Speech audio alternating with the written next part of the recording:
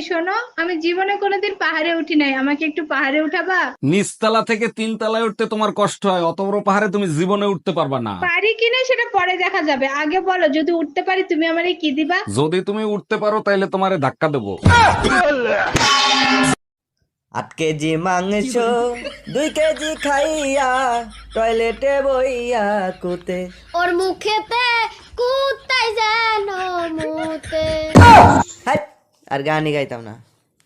তুই সারাদিন কোষ আমি কাম খুঁজে পাই না। শোন, ইচ্ছা যদি থাকে জেলত থেকেও সংসারে কাম করে দেওয়া যায়। এটা আবার কেঙ্গা করে সম্ভব রে? আমি যখন জেলের মধ্যে আসনো তখন আমার বাপ আমাকে চিঠি লিখছিল, বেটা আমি তো অসুস্থ, বয়স হয়ে গেছে, এবার আলু লাগান পারবো না, তুই জেল থেকে বাড়া, তারপরে আলু লাগামনি। আমি আবার চিঠির উত্তর দিছি, শোনো এবার আলুর ক্ষেতর তুমি কিচ্ছু করো না, আলুর ক্ষেতের মধ্যে আমি বন্দুক লুকে থুছি, আমি আসে তারপর দেখমনি।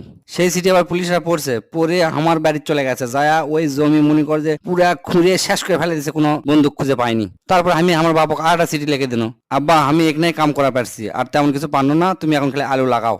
আমি কালকার স্বপ্নের মধ্যে ভাবিচ্ছি যত কাম বেটা ছেলের, বেটি ছেলের কোনো কাম নাই, সারাদিন বাড়িতে বসে থেকে ঘুমাই আর ঘুমাই। সেই জন্য আল্লাহ কাছে আমি করছি, ইয়া আল্লাহ তুমি আমার বেটি ছেলে বানিয়ে দাও, আর আমার বউ তুমি বেটা ছেলে বানিয়ে দাও। আমি আমার বউয়ের কাম কর্ম আর বউ স্বামীর কাম করবি। আল্লাহ করছে ঠিক আছে করে দিন। তারপর পরের দিন সকালে আমি শুরু করে দিন থালা বাসন মাজা, কাপড় ধোয়া, ঘর মোছা, ষোলো স্কুলে দিয়ে যাওয়া। পরের দিকে মেলা কাম, আমি হাফসে কেন? কয়েকদিন পর আল্লাহ কোনো আল্লাহ আমি আগেই ভালো আসনো, আমাকে তুমি বেটা ছেলে বানাও। আল্লাহ করছে তার হবি না, তার কারণ তুই গত রাতে প্রেগনেন্ট হয়ে গেছো, 9 মাস পর তোর সাথে দেখা হবি।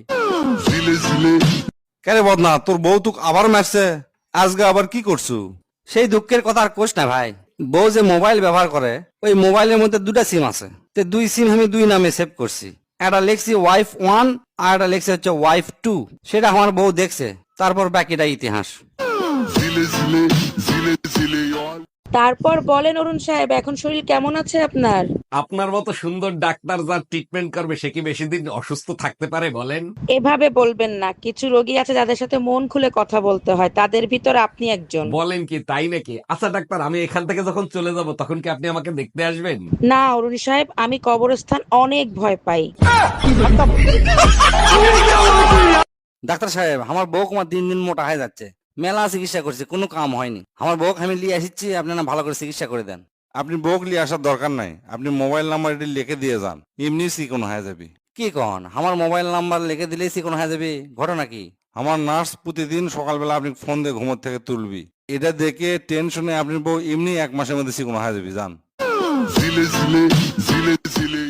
শোনো, বাসায় আসার সময় হলদি নিয়ে এসো, হলদি শেষ হয়ে গেছে। 1 সপ্তাহ আগে 1 কেজি হলদি আনছি, হলদি শেষ হলো কি করে? হলদি শেষ হবে না তো কি হবে, ডাক্তার বলছে প্রতিদিন 4 চামচ করে হলদি খাইতে। আরে গাগুয়া খ্যা, হলদি না হেলদি খাইতে বলছে। এই আমাদের বিয়ের সময় কাজী সাহেব তোমার কানে কানে কি দোয়া পড়ছিল? বিয়ে ভাঙানির দোয়া পড়ছিল। ইস, কেন যে কাজী সাহেবের দোয়া আমলে নিলাম না। কাজীরে পরে দেখতেছি, আগে বল কাজী বিয়ে ভাঙানির কি দোয়া পড়ছিল? বিয়ের সময় কাজী সাহেবরে জিজ্ঞেস করছিলাম বিয়ের কোণের ডান পাশে বসাবো না বাম পাশে বসাবো। কাজী সাহেব কানে কানে বলে এখন যেখানে খুশি সেখানে বসা, বিয়ের পরে তো ঘাড়ের পরেই বসবে। ভাই আপনি কি বাড়ি ভাড়া লিবে যাচ্ছি? বাড়ি ক্যাঙ্কা? আমাকে বাড়ি তো সেই সুন্দর, প্রচুর আলো বাতাস পাবেন, দোতলা ঘরের জানলা খোলার সাথে সাথে বাতাসে আপনি উড়ে চলে যাবেন, খালি বাতাস আর বাতাস। দেওয়ালের ক্যালেন্ডার দেওয়ালত থাকবি না, একটা কাপড় চোপড় দড়ি থাকবি না, সব উড়ে চলে যাবি, এত বাতাস। তাহলে তো এই বাড়ি আপনি লেওয়া যাবে না ভাই। কি সমস্যা, লেওয়া যাবে না কৃষক? আমি বাড়ির সারাদিন লুঙ্গি পরে থাকি। আমি জোয়ান একটা পোলা, কইরা বেডির সাথে আমারে দাদাই দিয়েছে বিয়া। ও সে কাজ কাম কিছু করে না রে, থাকে ঘুমাইয়া।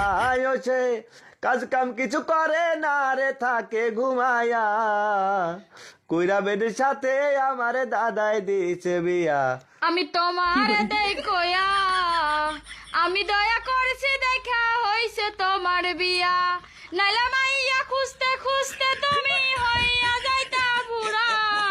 কইরা বেডির সাথে আমার দাদাই দিয়েছে বিয়া। আমি জোয়ান একটা পোলা, কইরা বেডির সাথে আমার দাদাই দিয়েছে বিয়া।